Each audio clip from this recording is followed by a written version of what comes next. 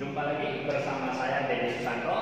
Jadi hari ini kita akan membahas topiknya adalah Buddha Parinibbana. Jadi Parinibbana itu adalah Buddha meninggal dunia, bahasa sederhananya ya. Jadi kalau di dalam agama Buddha disebut Parinibbana itu untuk orang-orang suci. Kalau untuk manusia yang belum suci seperti kita, biasanya kita menggunakan istilah meninggal. Jadi hari ini kita membahas mengenai Buddha Parinibbana, yaitu Buddha mangkat atau wafat ya. Kita lihat. Oke. Jadi Buddha Parinibbana itu di Kusinara tahun 543 sebelum Masehi, di usianya yang ke-80 tahun ya. Jadi yang pertama adalah Buddha melakukan perjalanan dari Raja Gaha menuju Kusinara dengan berjalan kaki. Jadi di masa Buddha, segala perjalanan yang Buddha lakukan itu selalu berjalan kaki, tidak pernah menggunakan kereta kuda ataupun yang lainnya. Jadi jarak antara Raja Gaha ke Kusinara itu sangat jauh, tetapi tetap Buddha lakukan karena berdasarkan penglihatan yang Buddha lakukan, Buddha mengatakan bahwa beliau akan mangkat atau parinibbana di Kusinara. Jadi beliau bergerak dari Raja Gaha menuju Kusinara bersama dengan siswa-siswanya. Khususnya di situ ada yang namanya Yang Mulia Ananda. Di dalam perjalanan, ya, Buddha merasa haus. Buddha merasa haus ketika di dalam perjalanan. Dan pada saat itu Buddha melihat ada kubangan air. Kubangan air ini sangat kotor. Tetapi Buddha ingin minum di air kubangan yang kotor itu. Akan tetapi Ananda melarang Buddha dan menawarkan untuk mengambil air yang jernih dari Sungai Kakuta. Tetapi pada saat itu Buddha menolak. Sampai 3 kali Buddha menolak tawaran daripada Ananda. Akhirnya karena Buddha ingin minum dari sungai kubangan itu atau kubangan air itu, maka Ananda mengambil air. Ketika Ananda mengambil air dari kubangan air yang kotor itu, air yang kotor itu tiba-tiba saja berubah menjadi jernih sekali. Dan air itulah kemudian diminum oleh Buddha di dalam perjalanan dari Raja Gaha menuju Kusinara. Ya, jadi sebelum Buddha Parinibbana, beberapa siswa Buddha terlebih dahulu sudah parinibbana duluan. Di antaranya adalah yang Arya Mahamoggalana, ya, Moggalana. Beliau sudah parinibbana terlebih dahulu. Beliau parinibbana atau meninggalnya dengan cara yang sangat sadis, beliau dibunuh. Kemudian Sariputra juga sudah meninggal atau parinibbana duluan. Berikutnya Rahula juga sama. Rahula adalah anak daripada Pangeran Siddhartha. Beliau juga sudah parinibbana. Yasodhara, istrinya juga sama. Beliau juga duluan parinibbana ketimbang Buddha. Jadi inilah yang terjadi di dalam perjalanan menuju Kusinara dari Raja Gaha. Jadi peristiwa yang paling unik ketika itu adalah seperti tadi yang telah disebutkan bahwa air di dalam kubangan itu yang kotor, yang keruh berubah menjadi jernih dan itu bisa diminum oleh Buddha. Kemudian di dalam perjalanan itu menuju ke Kusinara, Buddha selalu menekankan dan berulang-ulang Buddha selalu mengajarkan mengenai 8 jalan Arya atau Hasta Arya Magga atau Majjhima Patipada. Inilah yang beliau selalu ulang-ulang dalam perjalanan itu. Kenapa kok Buddha mengulangnya? Karena dari 8 cara inilah 8 cara yang Buddha ajarkan kita supaya kita juga bisa mencapai arahat. Ya, seperti Buddha sendiri. Buddha bisa dikatakan Buddha, juga di bahasa lain juga beliau bisa dikatakan sebagai arahat. Ya, tapi kita cenderung biasa mengatakan beliau adalah Buddha. Dan ini adalah 8 cara yang bisa kita tempuh yang beliau ajarkan supaya kita juga bisa menjadi seperti beliau, yaitu menjadi arahat. Ya, yang pertama ini apa? Pandangan memandang sesuatu dengan cara apa adanya, tahu mana baik, mana yang tidak baik, itu pandangan benar. Pikiran benar selalu memikirkan hal-hal yang baik. Ya, jadi kedua kategori ini dimasukkan ke dalam kelompok kebijaksanaan panjang. Kemudian yang ketiga, ucapan benar, perbuatan benar. Yang keempat, yang kelima, pencahayaan benar. Pencahayaan benar ini bekerja yang benar. Ya, nggak boleh menipu orang dan lain sebagainya. Dan 3, 4, 5 ini dimasukkan ke dalam sila atau moralitas. Kemudian yang keenam, usaha benar. Yang ketujuh, perhatian benar. Yang kedelapan, konsentrasi benar. Ini masuk ke dalam kategori meditasi samadhi.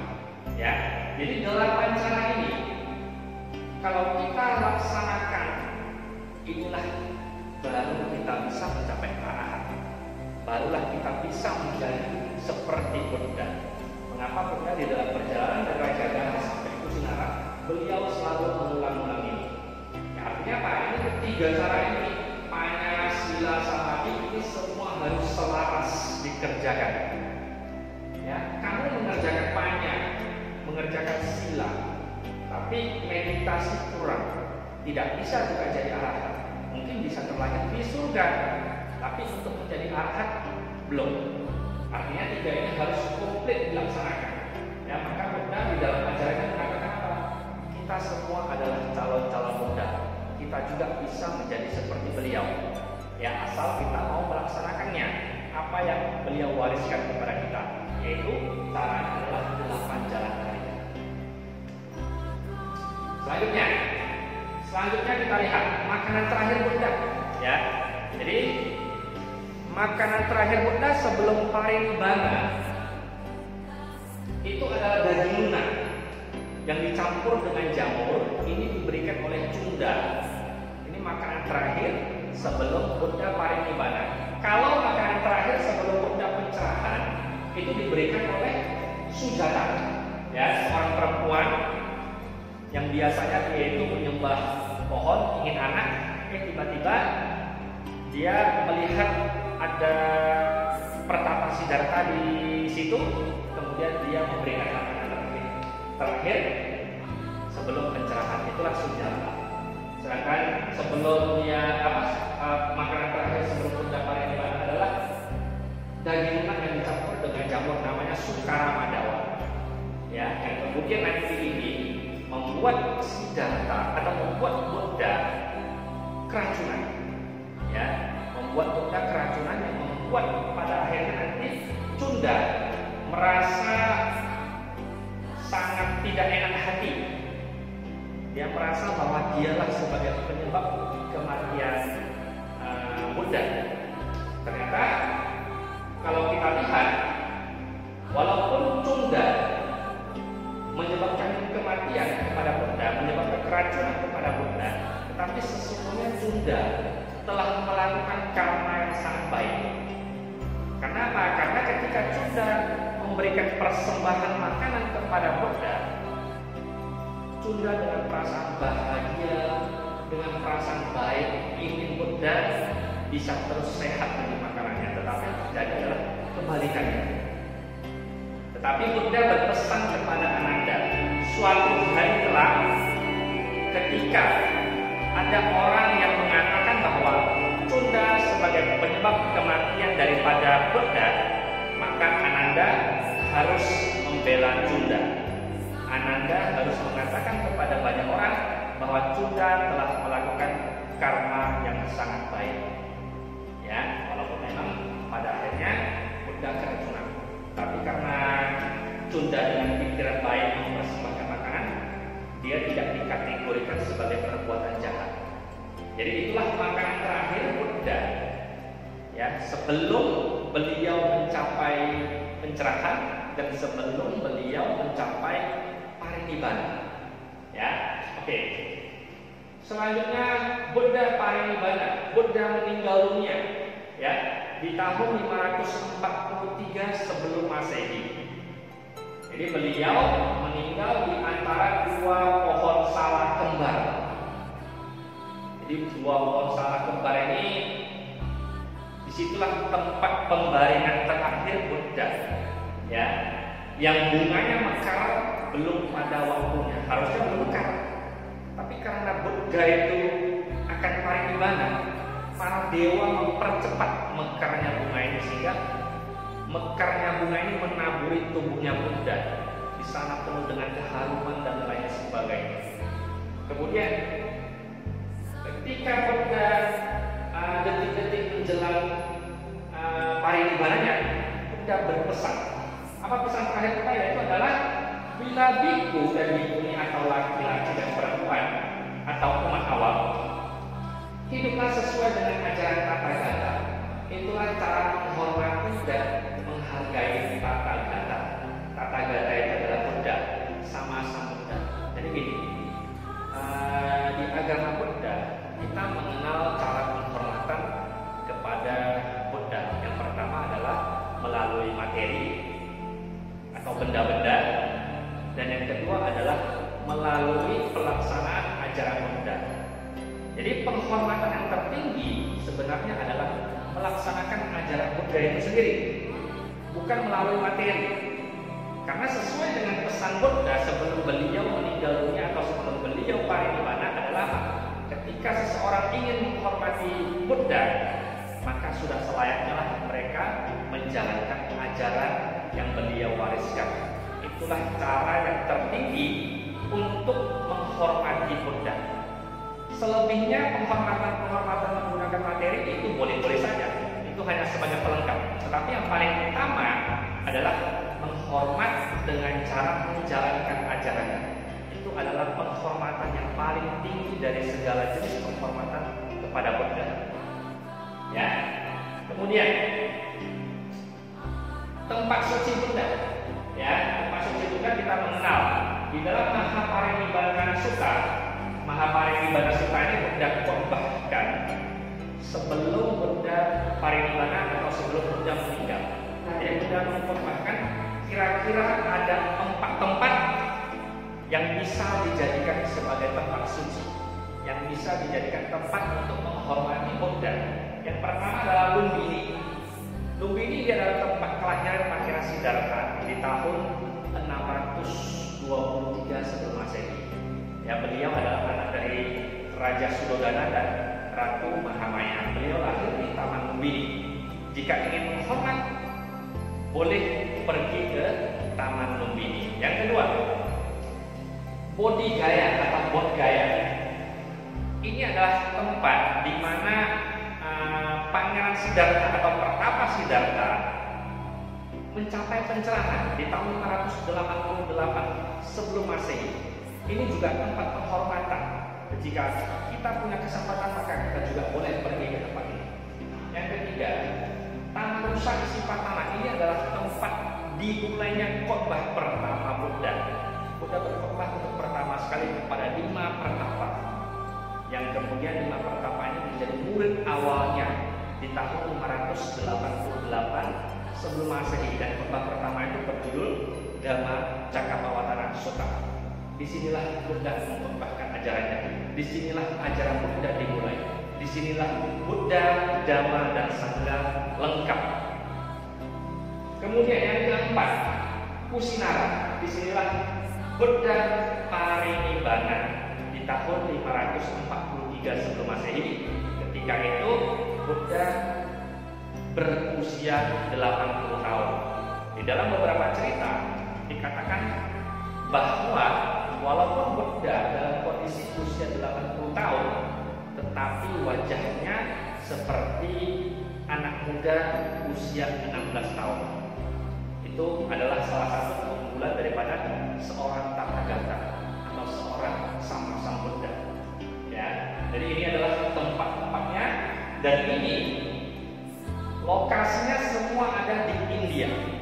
Jadi kalau umat Buddha, pendirinya adalah Buddha Gautama atau Buddha Sakyamuni, lokasinya adalah India.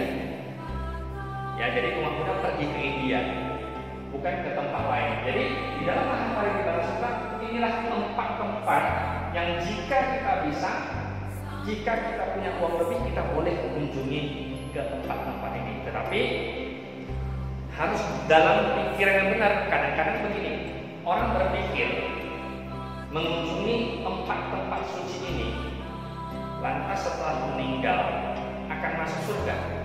Ini adalah pandangan yang keliru. Ya, ketika kita pergi ke tempat-tempat ini, keyakinan kita tidak bertambah, maka sama saja seperti kita tidak melakukan apa-apa. Ya, tidak akan masuk surga. Terkecuali ketika kita pergi ke empat tempat ini, kemudian keyakinan kita bertambah kepada Buddha Dharma dan Sangha. Disitulah ketika kita meninggal, maka dimungkinkan dan bisa dikondisikan untuk lahir di surga. Ya, jadi jangan salah persepsi bahwa kalau kita sudah pergi ke tempat suci kita pasti lahir di surga. Itu belum pasti. Yang pasti adalah ketika keyakinan kita bertambah, maka di situ ada kemungkinan untuk terlahir di alam surga. Inilah 4 tempat suci yang bisa kita kunjungi, ya, setelah Buddha parinibbana 2500 tahun yang lalu.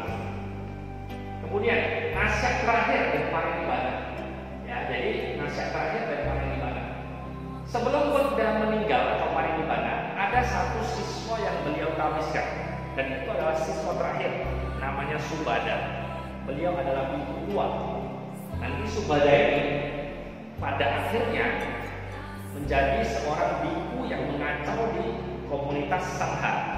Ya, setelah Buddha meninggal, nanti biku Subhada inilah yang menyatakan kepada kawan-kawan biku-biku yang lain bahwa Buddha telah meninggal.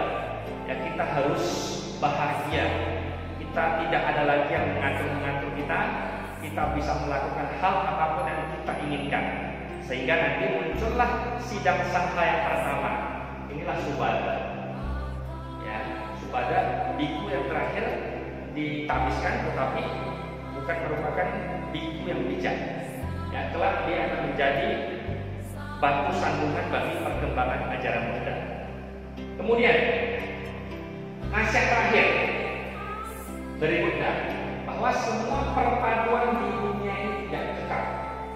Berjuanglah dengan sungguh-sungguh untuk mencapai kebebasan.